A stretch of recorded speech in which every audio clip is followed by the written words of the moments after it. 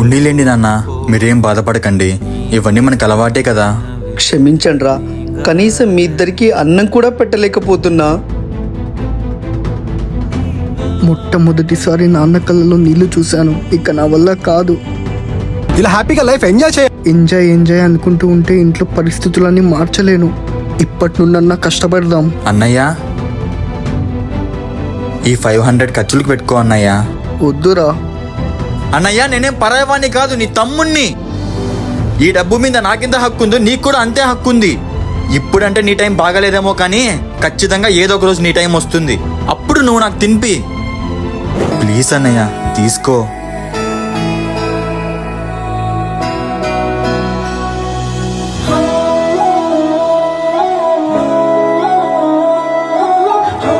అన్నయ్య, ఒకటి చెప్తా, గుర్తుపెట్టుకో.